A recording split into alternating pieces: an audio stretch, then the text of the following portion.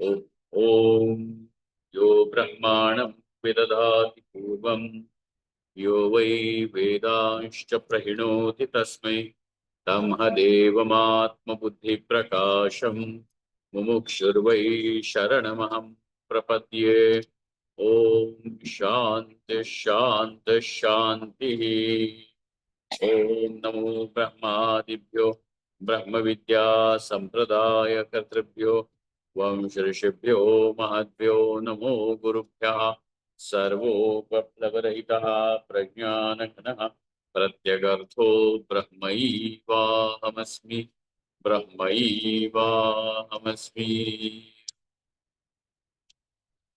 वेदान्तार्थविभासकाय गुरवे शान्ताय सन्न्यासिने नानावादी नगेन्द्रसङ्घपवये योगीन्द्रवन्द्याय च मोहध्वान्तदिवाकराय भगवत्पादाभिधां बिभ्रते तस्मै भाष्यकृते नमोऽस्तु सततं पूर्णाय बोधात्मने।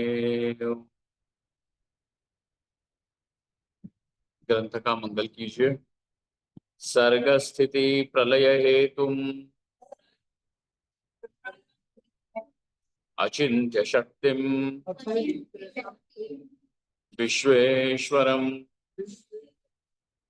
विदित विश्वमनंत मूर्तिम निर्मुक्त बंधनम अपार सुखांबुराशिम श्रीवल्लभम विमलबोधघनं नमामि।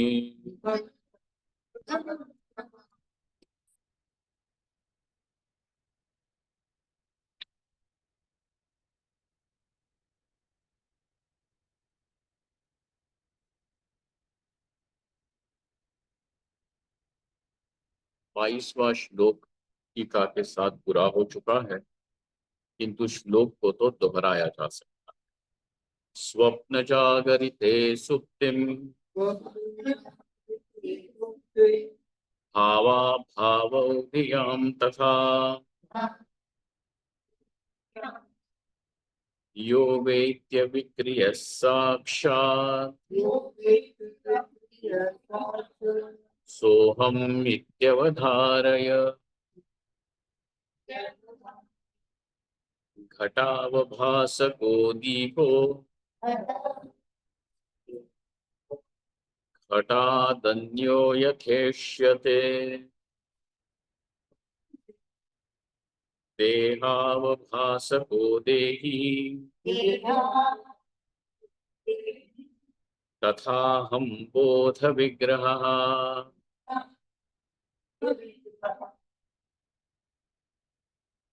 स्वयं के विषय में निश्चय होना चाहिए।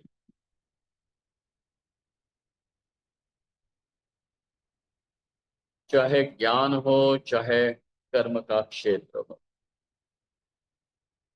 निश्चय के बिना काम नहीं चलता। अविद्या के क्षेत्र में भी एक निश्चय होना चाहिए।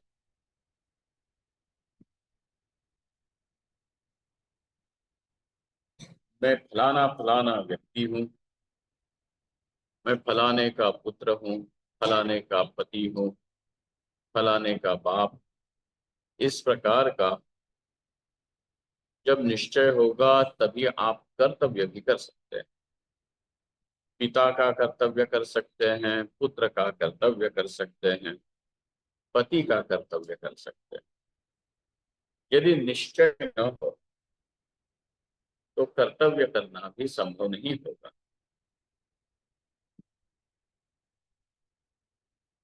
वैसे ही यहाँ पे ज्ञान में भी निश्चय होना अत्यंत आवश्यक है। ज्ञानी का निश्चय और अज्ञानी का निश्चय, इसमें अंतर है। परंतु निश्चय करना बुद्धि का काम है। बुद्धि निश्चयात्मिका होती है, तो अपने बुद्धि से निश्चय कर लेना यहाँ पे भी महत्वपूर्ण है। अज्ञानी का निश्चय यही है कि मैं कर्ता भोक्ता परिच्छिन्न चेतन हूं, देह विशिष्ट चेतन। ज्ञानी का निश्चय यह है मैं अकर्ता अभोक्ता, देह से कोई संबंध न रखने वाला अनंत चैतन्य मात्र, निर्विशेष चैतन्य। अज्ञानी के चेतनत्व में विशिष्टता है, देह है, अंतःकरण है, इनसे वह विशिष्ट बनता। परंतु ज्ञानी अपने आप को देखता है कि मैं तो चेतन हूं, परंतु मुझ में कोई विशेषण रूप से कोई नहीं, मैं निर्विशेष चेतन। देहादियों में ये विशेषण हो सकते हैं कि देह जवान है कि देह वृद्ध है, देह स्त्री का है कि देह पुरुष का है, देह मनुष्य का है कि देह कीट पशुओं का है।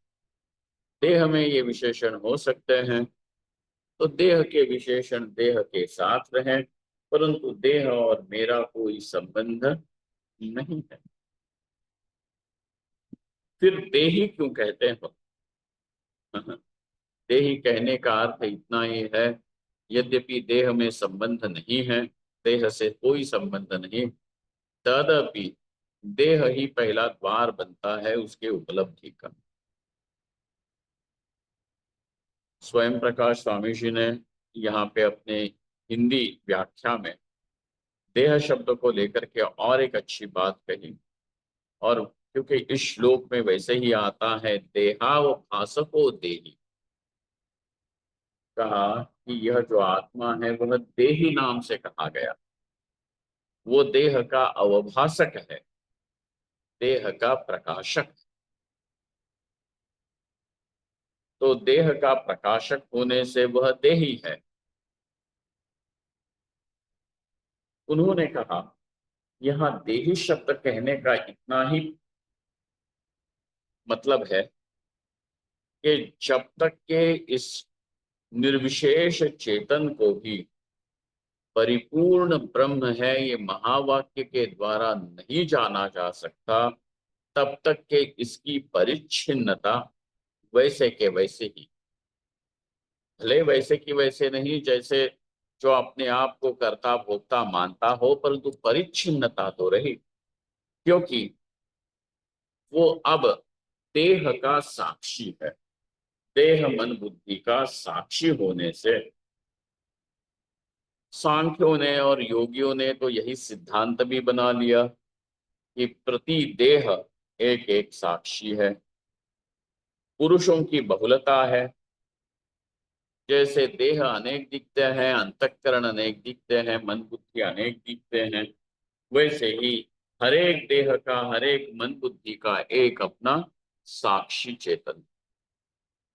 बस उनका कहना यह है कि उस साक्षी को साक्षात कर लेने से अब जो देहादि के साथ तादात्म्य होता है वह तादात्म्य नहीं होता। इस दृष्टि से यदि देखा जाए तो योग और सांख्य भले ही आत्मा को ब्रह्म न कहते हो, परंतु त्वम पदार्थ के शोधन में तो सांख्य और योग दोनों ही सहायक हो जाते हैं। क्योंकि त्वम पदार्थ का अर्थ यही है, त्वम पद का अर्थ यही है, तो पदार्थ का नहीं, त्वम पद का। त्वम पद का अर्थ यही है कि जो शुद्ध चैतन है, चैतन्य है, वही त्वम पदार्थ, त्वम पद का अर्थ है। जिसने समाधि लगा ली उसे यही दिखता है कि मैं शुद्ध चैतन्य मात्र हूं, प्रकाश मात्र हूं। इस देह बुद्धि इंद्रियों का प्रकाश करने वाला मैं इस देह मन बुद्धि इंद्रियों से भिन्न एक वस्तु। इसीलिए सांख्य और योग भले ही वेदांत के साथ, मतलब उसको आप वेदांत का पर्याय तो नहीं मान सकते हो,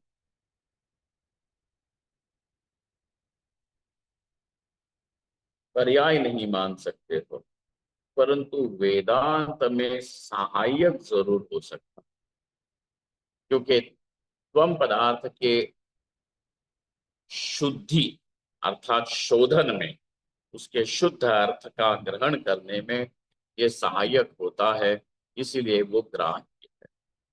इसीलिए पदे पदे आपको ये दिखेगा कि भगवान श्री कृष्ण भी कहते हैं अन्य अन्य तू सांख्य, क्या है 13वें अध्याय में, देखिएगा 13वें अध्याय में भगवान श्री कृष्ण कहते हैं, हाँ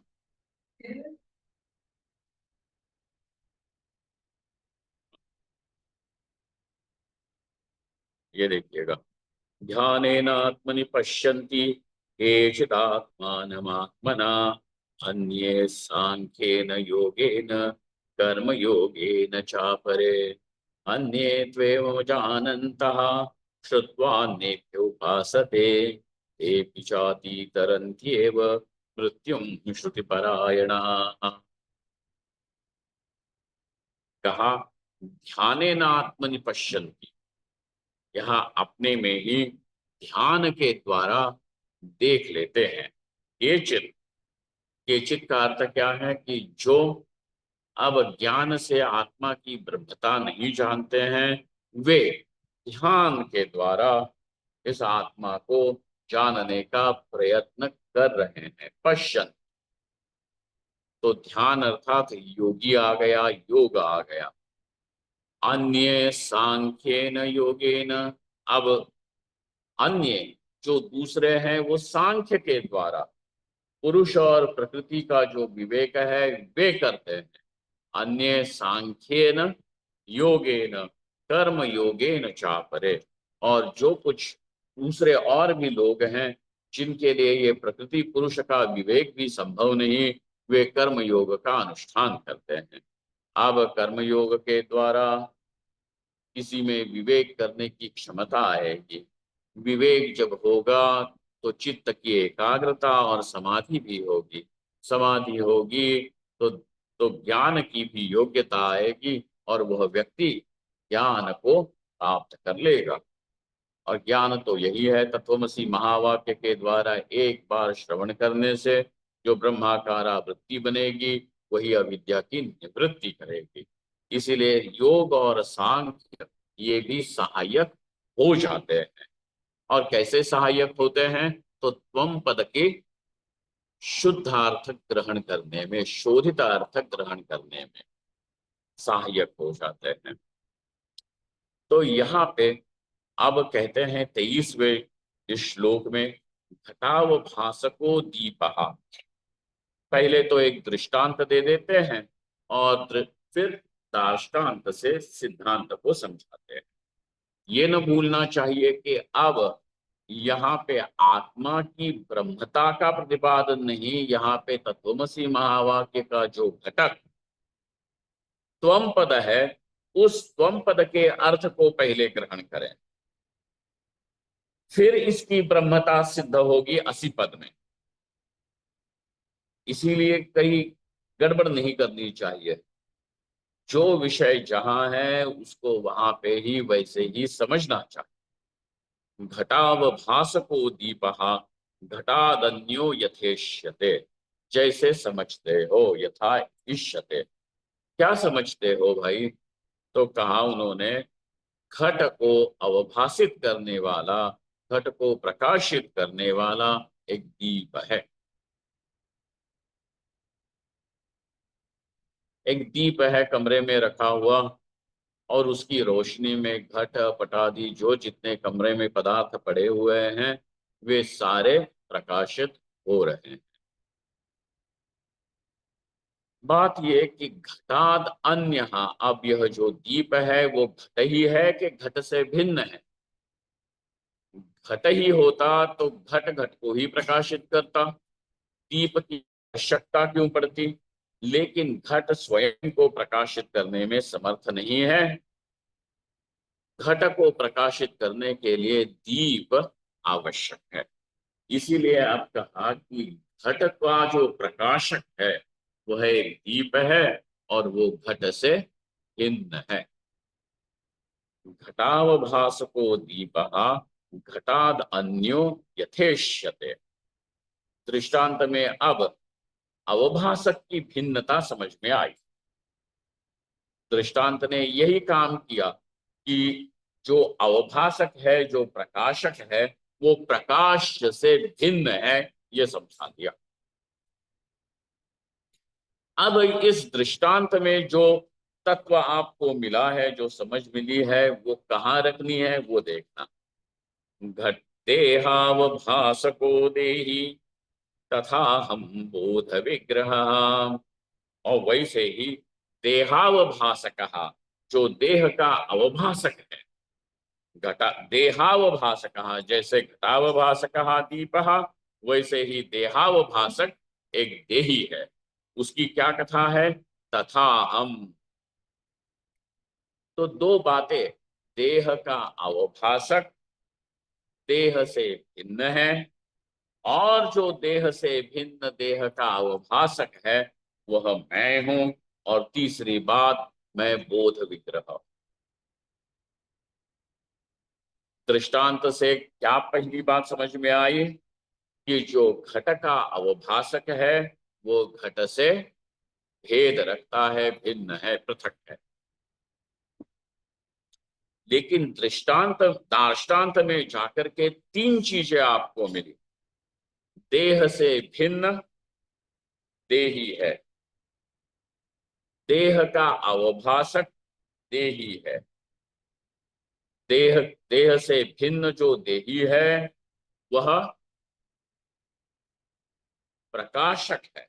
अवभासक है पहले ही हो गया, देह अवभासक होने के कारण वह भिन्न है। और जो भिन्न ऐसा देह का अवभासक है वह मैं बोध विग्रह।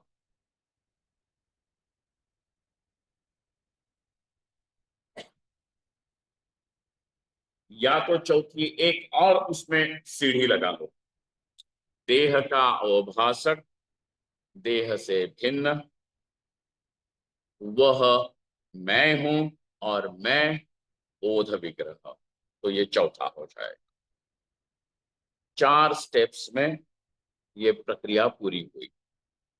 देहावभासको देही, पहली बात। क्या समझा है देहावभासको देही से? देह का प्रकाशक देही एक, देह से भिन्न है दूसरी बात, तीसरी बात वह मैं हूं, और चौथी बात ऐसा जो मैं हूं वह बोध विग्रह।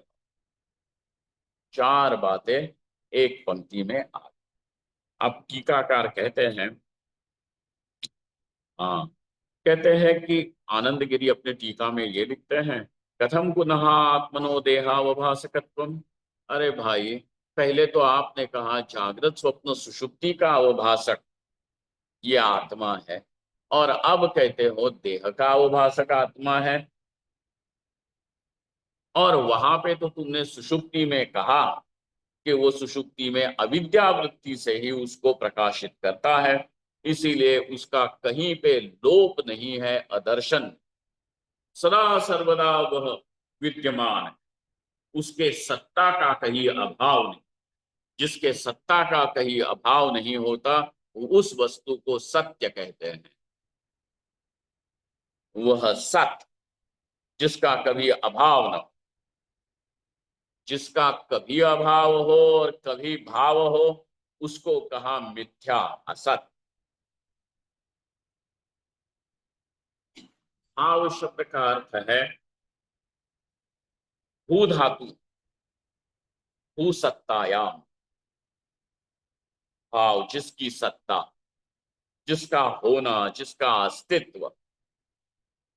घड़े का अस्तित्व कभी है कभी नहीं है, इसीलिए घड़ा है और नहीं है, इन दो प्रत्ययों का विषय बनता है। सद और असत इन प्रत्ययों का विषय बनता है।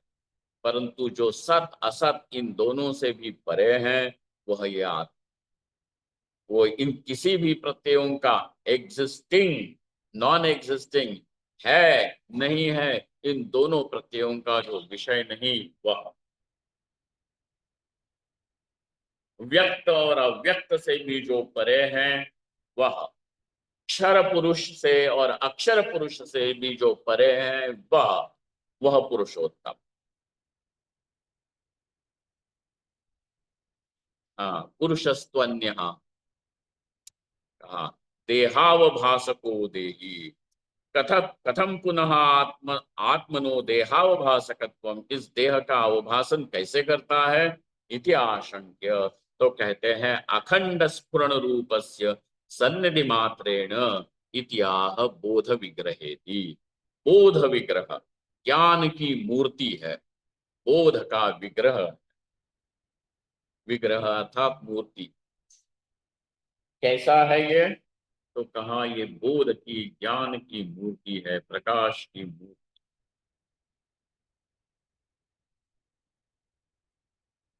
तो इसमें से आपने कैसे समझा कि देह का अवभाषक अवभाषण करता है, तो कहा अखंड स्फुरण रूपस्य, वो अखंड स्फुरण, अखंड प्रकाश रूप है। सन्निधि मात्रेण, उसके सामने जो चीज आती है वो प्रकाशित होती है। जागृत आ गई, जागृत प्रकाशित हुई, स्वप्न आया, स्वप्न प्रकाशित हुआ, सुषुप्ति आ गई, सुषुप्ति प्रकाशित। और ये नहीं कि जब जिसका प्रकाश नहीं होता उसका अस्तित्व कहीं और होगा, ये नहीं। जागृत स्वप्न सुषुप्ति, इन तीनों का भी अस्तित्व इस ज्ञान में ही है, और ज्ञान से पृथक इनका कोई अस्तित्व नहीं। जब ये जानते हो कि यह जागृत है, तभी जागृत का अस्तित्व है। जब ये जानते हो कि ये स्वप्न है, तभी स्वप्न का अस्तित्व है। जब ये जानते हो कि यह सुषुप्ति है, ये मालूम पड़ता है, तभी सुषुप्ति का अस्तित्व है। इससे भिन्न जागृत स्वप्न सुषुप्ति कहीं है नहीं, ज्ञान से भिन्न कहीं पे कोई है नहीं। अब नियम ये है कि जिसका अस्तित्व पृथक रूपेण कहीं पे उपलब्ध न हो, वो वस्तु अपने अधिष्ठान में कल्पित मात्र ही होती। इसीलिए लो जी, त्वम पदार्थ का विवेक भी आपको तत्पदार्थ तक ले चलता है, ऐक्य तक। यहीं से इसके आसर दिखने लगते हैं। कहते हैं अखंड स्फुरण रूपस्य सन्निधि मात्रेण इत्याह, उसके केवल सन्निधि मात्र से ही वो स्फुरित होता है। जैसे रज्जु सर्प जो है, रज्जु के सिवा कहीं उसका दूसरी जगह अस्तित्व नहीं। कोई ये कहेगा कि जब रज्जु में दिखता है तब तो वो है, परंतु जब नहीं दिखता रज्जु में तो और कहीं जाकर के बैठा होगा, ये संभव ही नहीं। वैसे ही ये जागृत स्वप्न सुषुप्ति भी ज्ञान में उठती है, ज्ञान में ही बैठती है, परंतु ज्ञान जैसे के तैसे प्रकाश अखंड स्फुरण वैसे के वैसे ही रहता है। सन्निधि मात्रेण, उसकी सन्निधि क्या है, बस दिखना, यही सन्निधि है। सन्निधि मात्रेण इत्याह बोध विग्रहे, और इसीलिए ये कैसा है, अहम बोध विग्रह, केवल ज्ञान मात्र ही है। इस ज्ञान में कोई नाम नहीं, कोई रूप नहीं, कोई गुण नहीं, कोई विशेषण नहीं। जब तक के अपनी बुद्धि ये निश्चय न करे, कर सके कि इस मैं का अर्थ शुद्ध बोध है, तब तक के निर्णय निश्चय नहीं हुआ।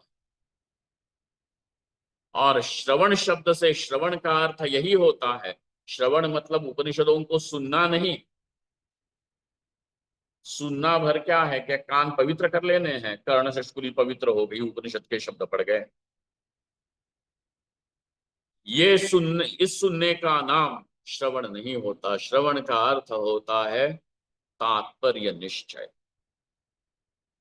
जब तक के निश्चय न हो तब तक के श्रवण नहीं हुआ। लोग कहते हैं हमने तो बहुत बार उपनिषद सुन लिए। अरे सुन लिए, श्रवण कर लिया, सुन, श्रवण नहीं हुआ। श्रवण को हम तब कहेंगे कि जब तात्पर्य निश्चय होता है। इसीलिए जब तक के बुद्धि इस निश्चय पे नहीं पहुंचती है कि इस अहम का अर्थ बोध विग्रह है, शुद्ध ज्ञान मात्र ही है, तब तक नहीं हुआ है। जब तक के ये लग रहा है कि मैं जागृत पुरुष हूं, मैं स्वप्न पुरुष हूं, मैं सुषुप्त पुरुष हूं, तब तक के नहीं। इस जागृत स्वप्न सुषुप्ति इन तीनों में रहने वाले उनके पुरुषों के साथ, इन तीन अवस्था उनके अभिमानियों के साथ जिस ज्ञान में आते हैं और जाते हैं, वह ज्ञान अधिष्ठान मैं हूं, मैं इनका प्रकाशक। बोध विग्रह अपना मैं ये ज्ञान हूं, ज्ञान मात्र ही, ये निश्चय हो जाए। इति अवधारय, इसकी अवधारणा होनी चाहिए, निश्चय होना चाहिए। इति सन्निधि मात्रेण, वो केवल कहने का मतलब ये कि सन्निधि मात्र से ही वो देह इत्यादि का अवभाषण करता है। यह आनंद गिरि जी का कहना है। अब विश्वेश्वर पंडित अपनी टीका में कहते हैं, एवं देहादेहे अचेतनत्वेन अनात्मत्वम अर्थादुक्तम। पहले श्लोक का यदि विचार किया जाए तो हमें क्या मिलता है कि देहादियों का अचेतन, चार्वाकों का कहना यह है कि चेतन कोई नहीं, ये देह ही चेतन है। ये नए जो वैज्ञानिक हैं उन लोगों का भी यही कहना है कि चैतन्य और कोई चीज नहीं होती, इस शरीर के में रहने वाले जो केमिकल्स हैं, रसायन है, वही मिल जाते हैं और इसी का नाम चेतन है। चेतना अलग है और चेतन अलग है, यह आप पक्का कर लीजिए। क्योंकि चेतना जो है वह तो क्षेत्र है, परंतु चेतन जो है वह क्षेत्रज्ञ है। चेतना आती जाती है। डेंटिस्ट के पास आप चले जाओ तो एक इंजेक्शन मार के वो आपके यहाँ की चेतना निकाल देता है, वो फिर जो चाहे वो करे, दांतों के साथ खेले निकाले, चाहे जितना खून बहाए, आपको कोई फर्क नहीं पड़ता, क्योंकि यहाँ चेतना नहीं। तो चेतना अलग है, चेतन अलग है। चेतना आती जाती है। एनेस्थेसिया देते हैं, सुन कर देते हैं इंजेक्शन देके। जब बड़े बड़े ऑपरेशन भी करते हैं तभी भी एनेस्थेसिया दे करके सुला देते हैं। अब वो निश्चेष्ट होता है, उसकी छाती फाड़ो, उसका यकृत फाड़ो, उसको जो करना है, किडनी निकालो, जो करना है करो। है चेतना अलग है, चेतन अलग। कहते हैं देहादेहे अचेतनत्वेन अनात्मत्वम अर्थादुक्तम। देहादियों का देहादियों का अचेतन होने के कारण एक बात समझ में आई कि देहादि अनात्मा।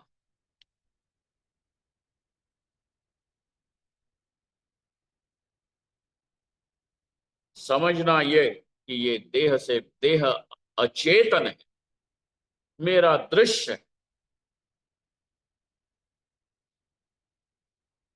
अगर देहादियों में दृश्यत्व बुद्धि उदय हो गई तो कोई दूर नहीं है कि देह इत्यादि क्या है, अनात्मा है समझने में।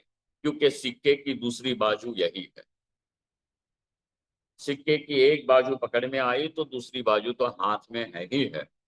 अर्थात उत्तम, कहा कि अर्थतः बोले गए, मतलब संकेत मात्र हो गए, शब्दतः तो नहीं बोला कि ये देह अनात्मा है। बस इतना कहा कि देह पृथक है। क्या कहा? देह पृथक है, अचेतन है, इतना ही कहा। परंतु इससे समझ में क्या आया कि देह अनात्म वस्तु है। ये बात समझ में आई। अर्थात उत्तम तद विलक्षणत्वेन, देह को तो तुम जानते हो, अब जानना किसको है कि देह को जानने वाले को ही जानना है। इसलिए कहते हैं तद विलक्षणत्वेन, अर्थात चैतन्य विग्रहम आत्मानं प्रतिपद्य देहादेहे विलक्षणत्वेन सिद्धम चेतनत्वं सदृष्टान्तम उदाहरति घटेति। उससे विलक्षण होने के कारण, किससे विलक्षण? देहादियों से विलक्षण होने के कारण, अर्थात ये चैतन्य विग्रह है। चैतन्य विग्रह ऐसा यह आत्मा है, उसका प्रतिपादन हुआ। अब देहादेह विलक्षणत्वेन सिद्धम, देहादियों से विलक्षण होने के कारण उसका चेतनत्व जो सिद्ध हुआ है वो दृष्टांत के द्वारा बताते हैं। क्यों? जो पहली बात कही, अब दृष्टांत क्यों दे रहे हो? समझाने के लिए दृष्टांत देते हैं। अगर पहली बात समझ में आई है तो दोबारा दृष्टांत देकर के विषय को और खींच क्यों रहे हो? तो यहां दृष्टांत देने का अर्थ इतना ही है कि बात को दृढ़ करना, जो समझा है उसको दृढ़ करना, पक्का करने के लिए दृष्टांत देते हैं। कौन सा दृष्टांत है? घटावभासको दीपो घटादन्यो यथेष्यते। जैसे घट का जो अवभासक है, कौन घट का अवभासक है? दीप। कमरे में रखा हुआ जो दीपक है वो घटादि पदार्थों को प्रकाशित करता है, अवभासक। अवभासक होने से एक बात और समझ में आई, घटाद अन्य, वो घट से अन्य है। अब ये देखो कि देह को कौन जानता है? ये मत कहो मेरी पत्नी जानती है, मेरे बेटा जानता है, घर वाले पड़ोसी सब लोग जानते हैं, ये नहीं। वो तो बाद में जानते हैं, पहले तो तुम ही तो जानोगे। इसीलिए हाँ, क्या है? देहादेहे विलक्षणत्वेन सिद्धम चेतनत्वं सदृष्टान्तम उदाहरति। हाँ हाँ, देहावभासको देही, देह का जो अवभासक है वह देह से भिन्न है। अगर देह से भिन्न है तो देहादियों का प्रकाशक होने से देहादियों का प्रकाश्य होना सिद्ध हुआ, और वैपरीत्येन देहादियों का जो प्रकाशक है वो चेतन है, ये भी सिद्ध। आपको समझ में आ रही है ना? क्योंकि तीन तीन स्टेप्स में चल रहे हैं ये। हाँ, जैसे वामन भगवान चले थे वैसे हैं ये। अयम आशय यथा दीप स्वप्रकाश रूपत्वात् स्वावभास्यात् घटात् विलक्षणत्वेन प्रकाश रूपो भवति। दीप, दीप को समझना है। दीप कैसा है? स्व प्रकाश रूपत्वात्, स्वयं प्रकाश होने के कारण वह अपना दीप के द्वारा जिसका प्रकाश होता है वह दीप का स्वावभास्य है। कौन है? घट। स्वावभास्यात् घटात् विलक्षणत्वेन प्रकाश रूपो भवति, वह प्रकाश रूप होता है। तो स्वयं प्रकाशता उसकी एक, स्वयं प्रकाश तो है ही है, परंतु उसकी स्वयं प्रकाशता यूं घूम घूम करके भी सिद्ध कर दी। प्रकाश रूपो भवति। एवं स्वावभास्याद अचेतना देहात विलक्षणत्वेन आत्मा बोध विग्रह। कहा इसी प्रकार देहादियों का जो प्रकाशक है वह आत्मा देहादियों से विलक्षण है और वह बोध विग्रह है, चैतन्य स्वरूप इति यावत। बोध विग्रह मतलब, अब ये मत समझना कि ज्ञान के हाथ पैर नाक कान कुछ होता है, नहीं तो मूर्ति और विग्रह का अर्थ हम यही समझते हैं हाथ पैर कान वान कुछ होना, कुछ नहीं। बोध विग्रह, नाक अगर होगा वो भी ज्ञान है, कान अगर होगा वह भी ज्ञान है, हाथ पैर होंगे वह भी ज्ञान है। अब जरा बताओ, हाथ जो ज्ञान बना हुआ है वो पैरों से कैसे भिन्न होगा? इसीलिए कोई भेद ही नहीं है, स्वगत भेद नहीं है। इसलिए देखना, वो बोध विग्रह चैतन्य स्वरूप इति यावत। एतेन अनुमान द्वयम सूचितम, दो अनुमान यहाँ पे सूचित संकेतित किए जाते हैं।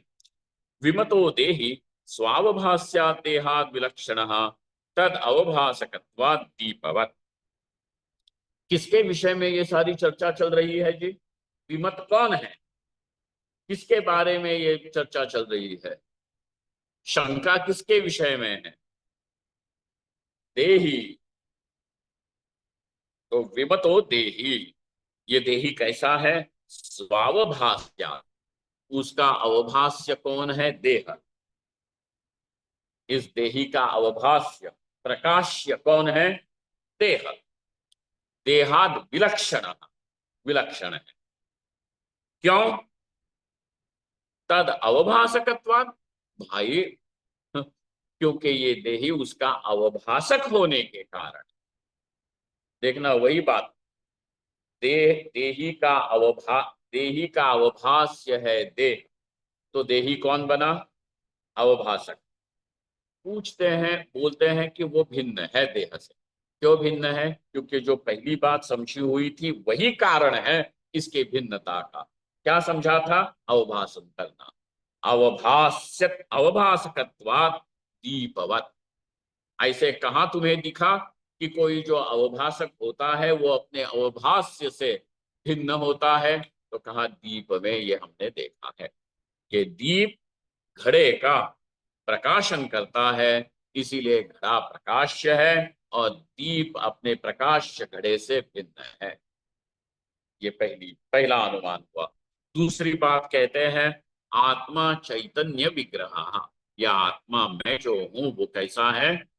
केवल चैतन्य का ही विग्रह। देहा इनका क्या कहते हैं, हार माश हम इसका नहीं है, चैतन्य विग्रह। ये तो घिनौनी चीजें हैं। मैं तो शुद्ध पवित्र ज्ञान मात्र ही। आत्मा चैतन्य विग्रह देहादि विलक्षणत्वात्। बोले क्यों? क्योंकि देहादि से विलक्षण होने के कारण। ये दूसरा अनुमान है। हाँ, दूसरा प्रयोग है। क्या कहा? कि आत्मा चैतन्य विग्रह है, ये प्रतिज्ञा। क्यों चैतन्य विग्रह है? तो कहा देहादि से विलक्षण होने के कारण। देहादि से भले ही विलक्षण हो,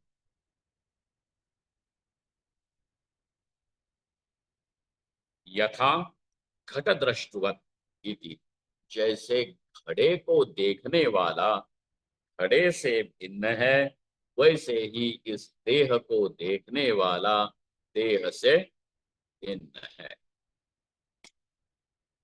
अब इन्होंने दीप नहीं लाया।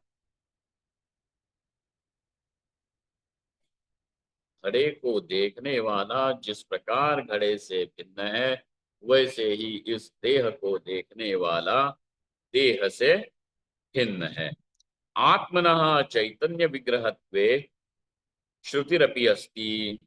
हाँ, आत्मा को चैतन्य विग्रह कहने के लिए केवल ज्ञान मात्र है, ये कहने के लिए भाई तुमने तो यह अनुमान से बात सिद्ध कर दी, परंतु आत्मा क्या वस्तु है यह अनुमान बता सकता है कि श्रुति बता सकती है? तुमने अनुमान तो कर लिया, परंतु हमें तुम्हारे अनुमान में कोई स्वारस्य नहीं है। यदि श्रुति हो तो बताओ। तो कहते हैं कि लो जी, श्रुति है और हमने जो अनुमान किया है वो श्रुति का अनुगामी अनुमान है। देखिएगा, तर्क करना सीखें और तर्क करें, तर्क कुशल बुद्धि भी हो। परंतु भगवान भाष्यकार भी ये कहते हैं श्रुतिमतस्तर्कोनुसंधीयताम, दुस्तर्कात् सुविरम्यताम श्रुतिमतस्तर्कोनुसंधी। तर्क इस प्रकार का करो कि जिससे श्रुति का, वेद का जो सिद्धांत है वह मजबूत बने, न कि तुम श्रुति के ऊपर विपरीत रूप से क्या कहते हैं, अटैक करो। अटैक को क्या कहते हैं?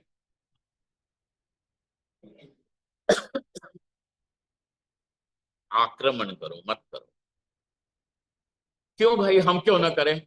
हमको तो श्रुति को असिद्ध करना है। तुम असिद्ध करके पाओगे क्या? श्रुति ये कह रही है कि तुम ब्रह्म हो, तुम असिद्ध करके क्या करोगे? मैं ब्रह्म नहीं हूं, वो तो तुम पहले से ही बोल रहे हो। तो तुम्हारा फायदा हुआ क्या? श्रुति को असिद्ध करने में जो तुमने अपनी ताकत लगाई, तो उससे तुम्हारा क्या फायदा हुआ वो बताओ। पहले से ही तुम कह रहे हो कि मैं ब्रह्म नहीं हूं, मैं कर्ता भोक्ता स्त्री पुरुष फलाना ढीका रोने वाला हंसने वाला यही हूं। तो तुम्हारा उससे क्या फायदा हुआ वो बताओ। कुछ नहीं। इसीलिए श्रुतिमतस्तर्कोनुसंधीयताम दुस्तर्कात् सुविरम्यताम। दुस्तर्क कौन सा होगा?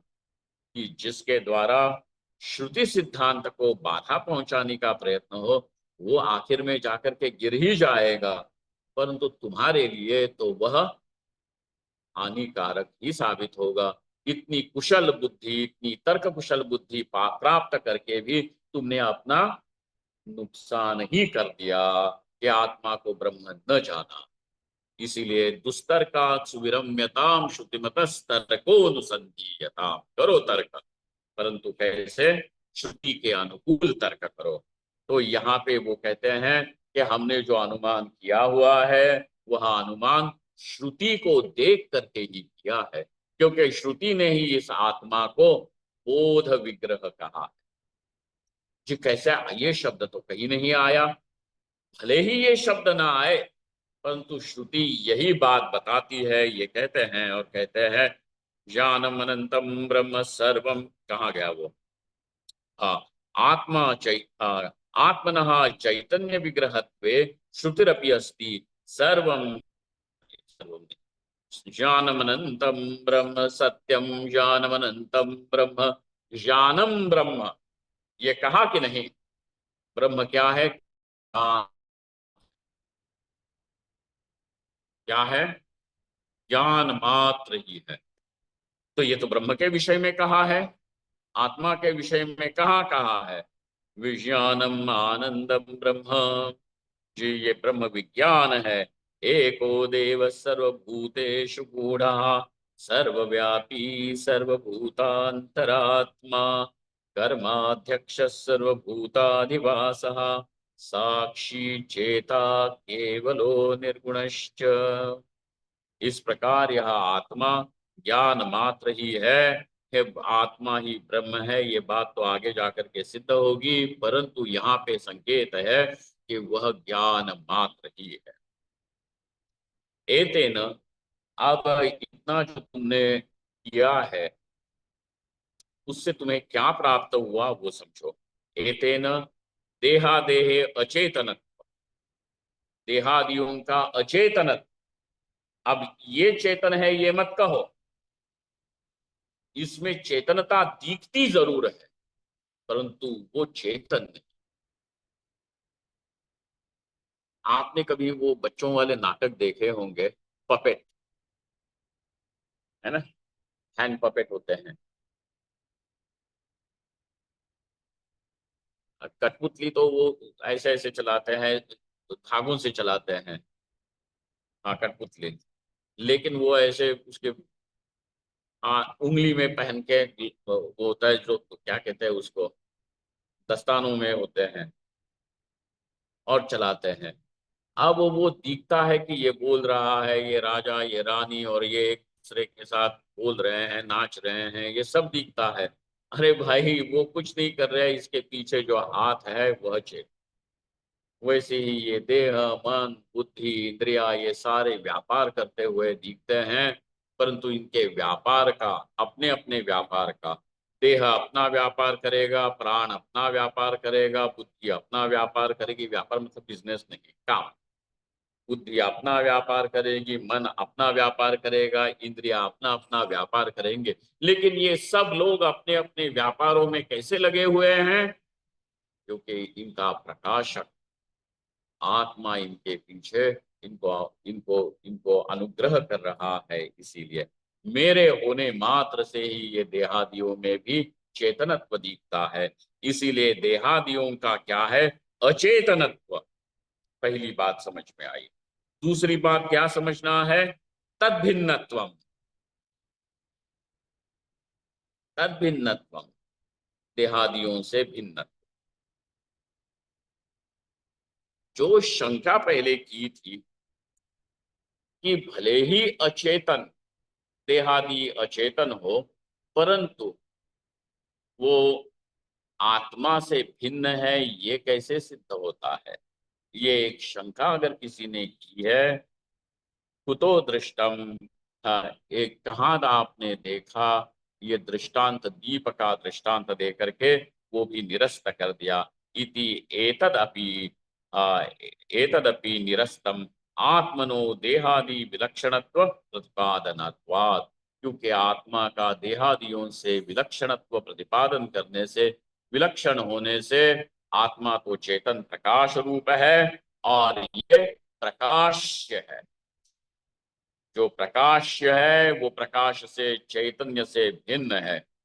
ये बात सिद्ध हुई और इसीलिए देहादि क्या है, अचेतन है। ये बात यहाँ पे 23वें श्लोक में सिद्ध हुई। क्यों करना पड़ा? क्योंकि अहम को देह समझा है इसी। अब इस समझ से क्या हुआ कि देहादि अहम से भिन्न है, अहम नहीं है, ये बात निश्चय कर लो। इति अवधारय।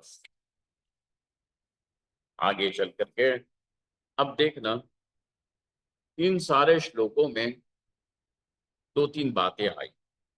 प्रथम बात तो यह है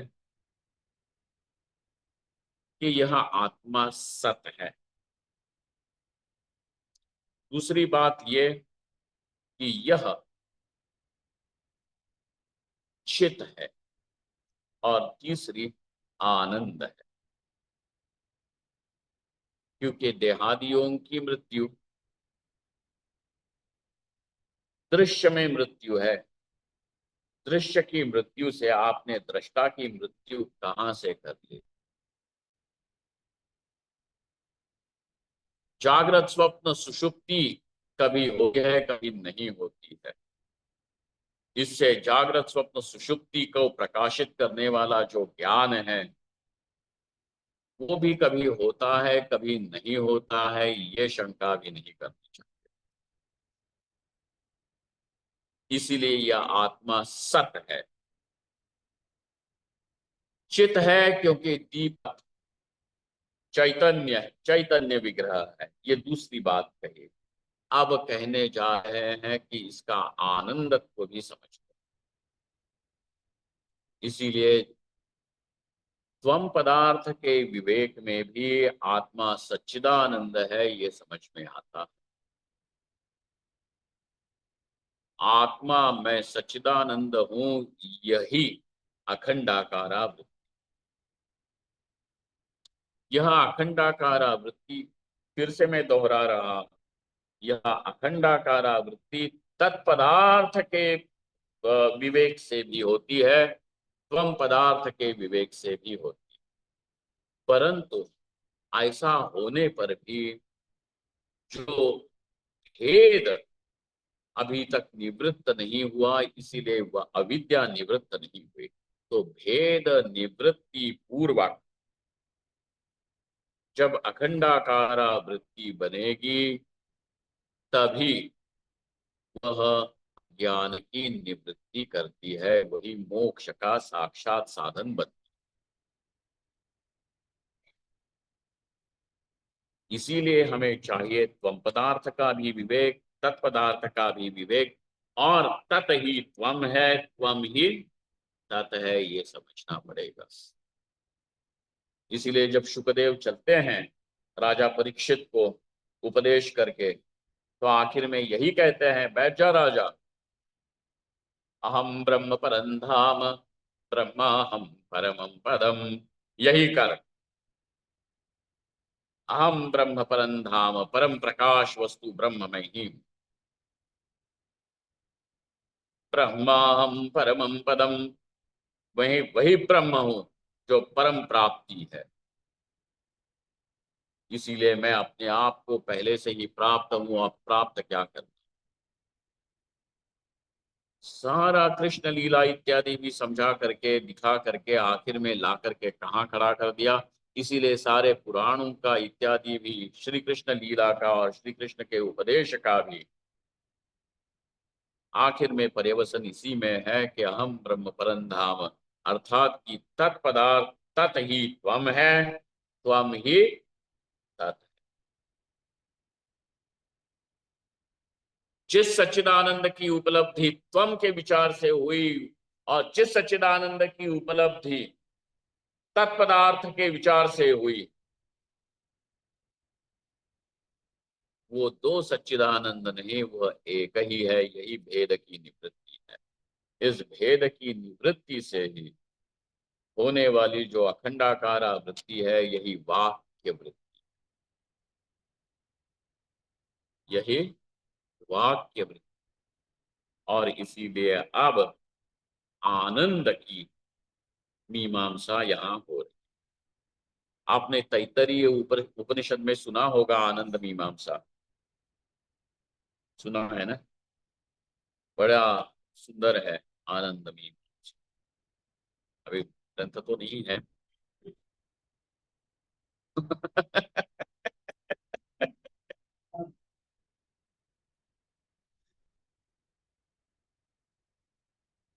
कहते हैं एक मनुष्य आनंद है, क्योंकि तुम मनुष्य हो तो तुम कल्पना कर सकते हो मनुष्य आनंद की। आपसे पूछा जाए कि तुम्हें सुख मतलब कितना लगता है और क्या लगता है, तो यही कहेंगे ना, भरपूर पैसा हो। अमीर जी, पैसा भरपूर हो, यही सुख। और क्या चाहिए? पैसा होगा तो रिश्तेदार भी रहेंगे, पैसा होगा तो सुख सुविधा भी रहेगी, पैसा होगा तो लोग हमारी प्रशंसा भी करेंगे, पैसा होगा तो जो गुण नहीं है वो भी गुण लोगों को दिखने लगते हैं। ये तो बड़े अच्छे हैं, विद्वान हैं, ऐसे हैं, सब दिखने लगेगा। भक्त हैं। पुणे में एक जगह थे, सचमुच, पुणे में एक जगह थे, रहते थे पहले। तो वहां के जो इंडस्ट्रियलिस्ट लोग थे वो एक जगह जब इकट्ठा होकर के भजन वजन करते थे, और उनमें से एक मेजर इंडस्ट्रियलिस्ट था, ये भक्तराज। मैंने कहा एक होगा भाई, ये मतलब ये थोड़ी नियम है कि कोई गरीब होगा दरिद्र होगा वही भक्त हो सकता है। हो सकता है, क्यों नहीं हो सकता। तो एक दिन उनके घर पे वो भजन वजन चल रहे थे, तो तब ब्रह्मचारी जी 98 की बात है, तो आ जाइए हमारे यहाँ पे भजन वजन में, राधा कृष्ण के भजन चलते हैं, भगवान का नाम है भैया, पवित्र करता है, सुनना भी चाहिए। पहुंचा मैं उनके यहाँ, तो वो जो ऐसे बड़े सर्कल में गोल बना करके सब लोग बैठे हैं, सबके पास बारी बारी से माइक आता है, सब ये भक्तों के पास। जब तक के माइक भक्तराज जी के पास नहीं आया था, तब तक के ये चाय पियो, बिस्किट खाओ, ये खाओ, नमकीन खाओ, ये सब लोगों को वो देते थे। जैसे ही वो माइक आया, तब तक के भी श्री कृष्ण का भजन ही चल रहा था और कुछ नहीं चल रहा है, सब लोग गा रहे हैं, लेकिन ये कौन, यहाँ पे बैठो वहां पे बैठो, चाय पियो पानी पियो, ये चल रहा है।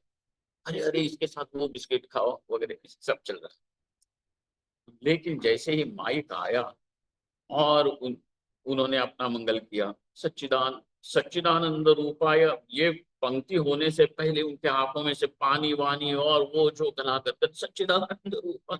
जैसे ही भजन खत्म हुआ, माइक वहां पे गया, हाँ हाँ चार लिया, हो गया। भक्तराज सभी। एक ही बार गया था, दोबारा मैं नहीं गया।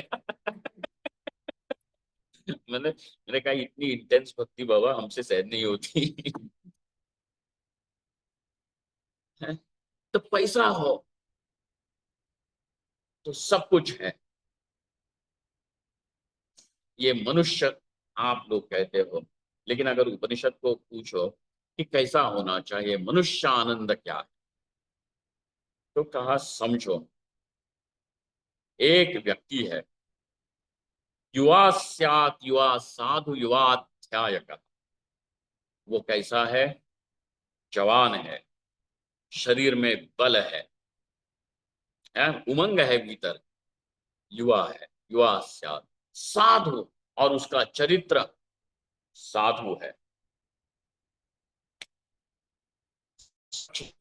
साधु। तीसरी बात, युवा अध्याय कहा, उसने अध्ययन भी किया हुआ है शास्त्र से, गुरुओं के सामने हाथ जोड़ करके बैठ के उसने शास्त्र को समझा हुआ है। आशिष्ट दृढ़िष्ठ बलिष्ठ। आशिष्ट है ऑप्टिमिज्म। ऑप्टिमिज्म को क्या कहते हैं? आशा, चाहे जो हो जाए सब ठीक हो जाएगा, सब ठीक कर लेंगे। आशावादी है, निराशावादी नहीं है। उसके उसमें अभी तक नैराश्य नहीं आया है। आशिष्ट दृढ़िष्ठ, और जो एक बार निर्णय लिया उसमें वो टिका रहता है। दृढ़िष्ठ बलिष्ठ, शरीर आदि में भी उसके बल है, काम करने की शक्ति है। अब वो जहां अपनी नजर फेरता है उसको ये सारी भूमि जो है वित्तस्य पूर्णा स्यात्, जहां तहां उसको दिखता है कि चलो यहाँ पे लात मारो तो यहां से हम सोना निकाल सकते हैं।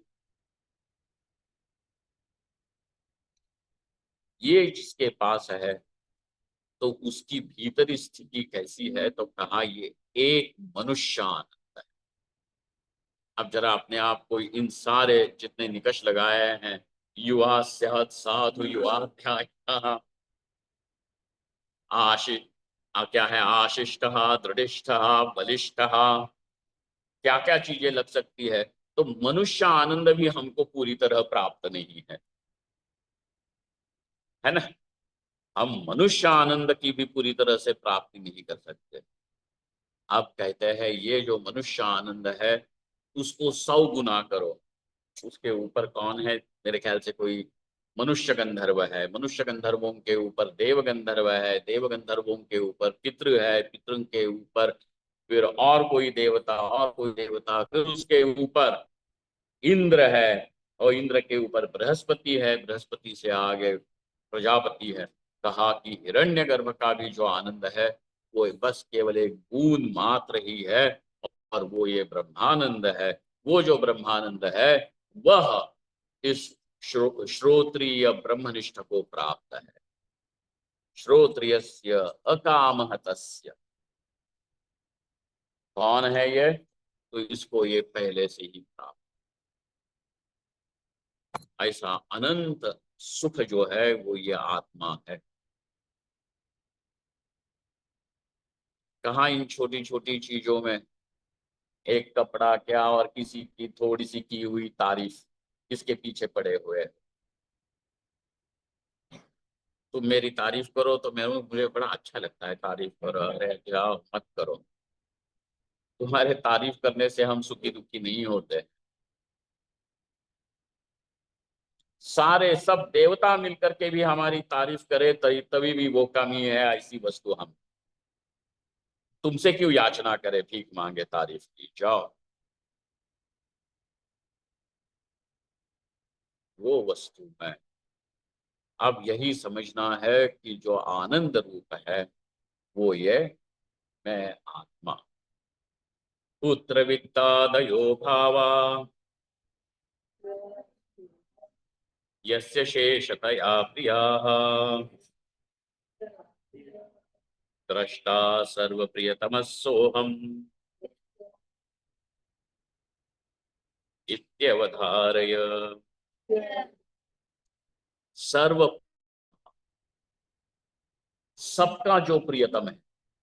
अरे तुम एक का प्रियतम बनने की प्रयत्न करते हो और वहां पे भी फेल हो जाते हो।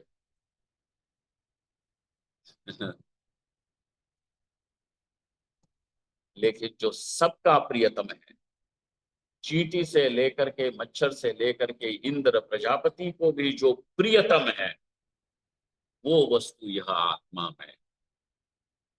ये कहाँ लगे हुए हो कि कोई मुझे प्रिय समझे ना समझे, कुछ नहीं बिगड़ रहा है। सर्व प्रियतम सोहम, वही मैं हूं इति अवधारय। इसकी अवधारणा करो, इसका निश्चय करो, समझो ऐसा मैं।